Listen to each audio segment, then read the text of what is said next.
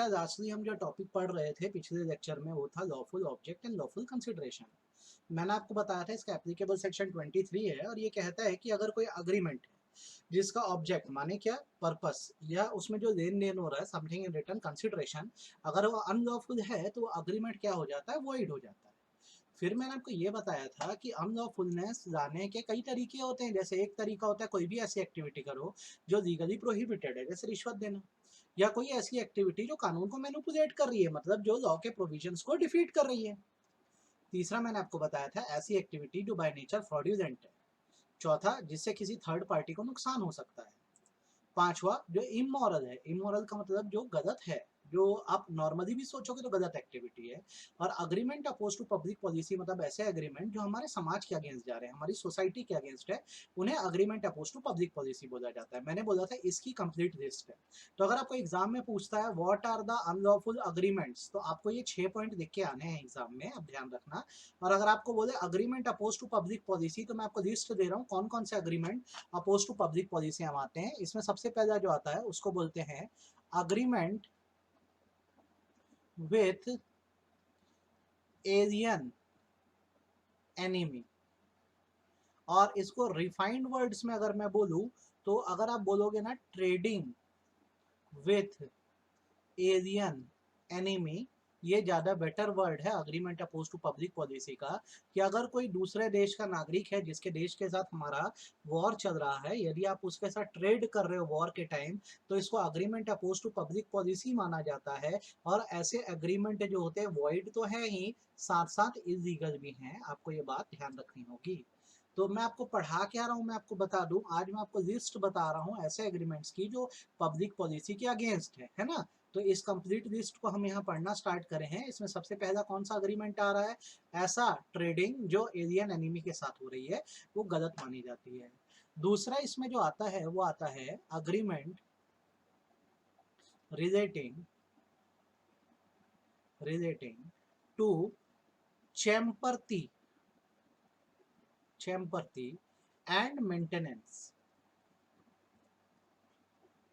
ठीक है, champerty maintenance के एग्रीमेंट जो है उनको अपोज टू पब्लिक पॉलिसी माना गया। अब यहाँ पे चैम्पर्टी मतलब क्या होता है समझ लो आप, और मेंटेनेंस मतलब क्या होता है समझ लो।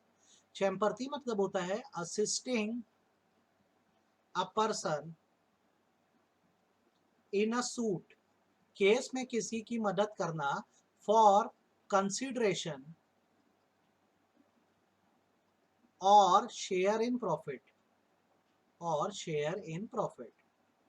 कहने का मतलब बेसिकली ये है कि जैसे आपका और सामने वाले एक पर्सन का केस चल रहा है, ए का और बी का। मैं जो हूँ, मेरा नाम है जमशेद, मैं ए को कहता हूँ कि I will help you in the case provided आप प्रॉफिट का 2% मेरे को दे देना। तो अगर मैं आपकी केस में डायरेक्टली या इनडायरेक्टली किसी तरह से मदद करता हूँ और बदले में आपसे कुछ मांगता हूँ, तो इसको चैम्पर्टी करना बोलते हैं। मेंटेनेंस सेम है, बस थोड़ा सा डिफरेंस है। इसका मतलब होता है assisting a person in a suit. Suit माने क्या, कोर्ट केस है ना, विदाउट कंसिडरेशन। जब आप बिना कुछ मांगे ही सामने वाले की मदद करते हैं और सामने वाले से कुछ नहीं चाहते हो, तो उसे मेंटेनेंस करना कहते हैं। तो यहाँ पर क्या है, जैसे ए और बी के बीच केस चल रहा है, ठीक है, ए और बी के बीच केस चल रहा है, मैं जे हूँ, मैं ए की मदद करूंगा लेकिन बदले में मैं कुछ नहीं चाहता हूँ, तो इसे मेंटेनेंस करना कहते हैं। तो अगर आपसे कोई पूछे चैम्पर्टी और मेंटेनेंस में बेसिक डिफरेंस क्या है, तो चैम्पर्टी में भी आप केस में मदद कर रहे हो, मेंटेनेंस में भी मदद कर रहे हो।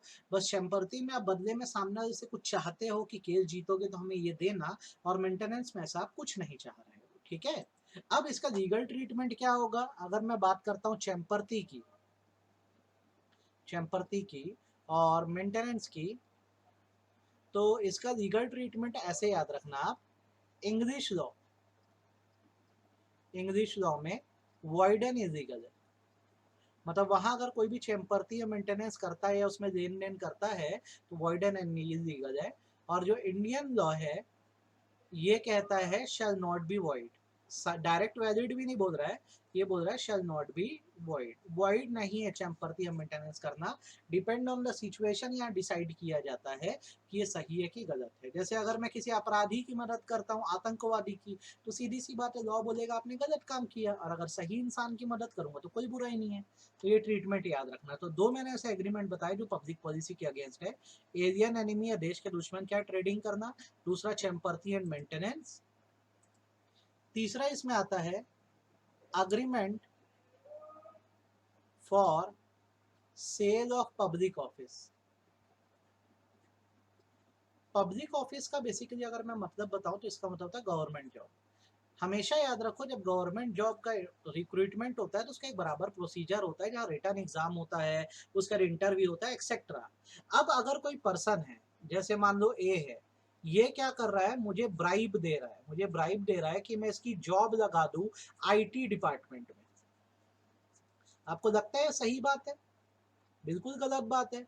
तो अगर कोई सेल और पब्लिक ऑफिस की बात करता है, गवर्नमेंट जॉब को दिलाने की बात करता है रिश्वत लेके, तो ये वॉइड होता है। वॉइड होने का मतलब ये है कि अगर यहाँ पे जे जो है वो पैसा दे भी दे और जॉब ना लगा पाए तो ए लीगली अपना पैसा रिकवर नहीं कर पाएगा। ठीक है, नेक्स्ट इसके बाद आता है agreement for sale of title. Title का मतलब होता है रैंक्स। क्या था, जब ब्रिटिशर्स हमारे देश में थे ना, तो जिन लोगों ने उनको अपनी एलिजियंस या लॉयल्टी शो करी थी, ब्रिटिशर उनको रैंक दे देते थे, जैसे नाइट, राय बहादुर, बहादुर, सर, साहब। अब जब देश इंडिपेंडेंट हुआ तो हमने ये डिसाइड किया कि ये टाइटल या रैंक का कंसेप्ट नहीं होगा। आज की डेट में इंडिया में सिर्फ मिलिट्री और अकेडमिक दो ऐसी जगह हैं जहां पर आप टाइटल या रैंक का यूज कर सकते हो, अदरवाइज आप किसी से ऐसा रैंक ले नहीं सकते, और दूसरे देश से अगर देना हो तो प्रेसिडेंट ऑफ इंडिया की परमिशन लगती है। नेक्स्ट इसके बाद जो इसमें आता है उसको हम कहते हैं स्टिफनिंग प्रोसिक्यूशन। ये सब agreement oppose to public policy है, याद रखना ना। स्टिफनिंग प्रोसिक्यूशन का मतलब होता है मैनुपुलेटिंग अ सूट। केस को किसी भी तरह से अफेक्ट करना या मैनुपुलेट करना जो है वो स्टिफलिंग प्रोसिक्यूशन कहलाता है। अगर कोई डायरेक्टली या इनडायरेक्टली ऐसी कोशिश करता है तो ये भी वॉइड है, याद रखना। ट्रीटमेंट याद रखना, ये सेल ऑफ टाइटल का भी क्या ट्रीटमेंट है, वॉइड है, ये याद रखोगे आप। अब इसके बाद जो आता है, जैसे स्टिफलिंग प्रोसिक्यूशन हो गया, इसके बाद आता है marriage brokerage. Marriage brokerage contract. Marriage brokerage contract का मतलब होता है जैसे अगर दो पक्षों के बीच शादी हो रही है, इसमें एक थर्ड पर्सन है जो कमीशन ले रहा है। तो हमारे देश में ह्यूमन ट्रैफिकिंग बहुत होती है, बच्चियों की शादी करवा दी जाती है, बच्चों की ऐसे ही शादी करा देते हैं कमीशन के एवज में। तो ये मैरिज ब्रोकरेज जो होता है, जो ये कमीशन आप खाते हो, ये वॉइड एंड इलीगल है। हाउएवर अगर ये काम आप रजिस्टर्ड मैरिज ब्यूरो के थ्रू करते हो या रजिस्टर्ड वेबसाइट के थ्रू करते हो जैसे शादी.com, तो वो भी तो ब्रोकरेज दे रहे हैं, पर वो जेन्युइन है क्योंकि गवर्नमेंट के पास रजिस्टर्ड है। इनफॉर्मली अगर कोई ऐसा काम करता है और उसमें कमीशन लेता है तो उसको वॉइड एंड इलीगल माना जाता है, ये याद रखना। अब जैसे आपने इतना पढ़ दिया agreement oppose to public policy, तो अब इसके बाद जो आते हैं वो आते हैं रिस्ट्रेंट के एग्रीमेंट। ये भी सब याद रखना, जो मैं पूरी आज लिस्ट आपको बता रहा हूँ सब agreement oppose to public policy में आता है। रिस्ट्रेंट एग्रीमेंट का मतलब होता है prohibiting someone by an agreement indefinitely. समझना कैसे कैसे होते हैं। जैसे मैं बोलता हूँ, सबसे पहला है restrain of marriage. Restrain of marriage का मतलब है कोई मेरे साथ अग्रीमेंट कर रहा है जिसमें वो ये कह रहा है कि अगर मैं उसके साथ अग्रीमेंट साइन कर देता हूं तो मैं जिंदगी में कभी शादी नहीं कर पाऊंगा।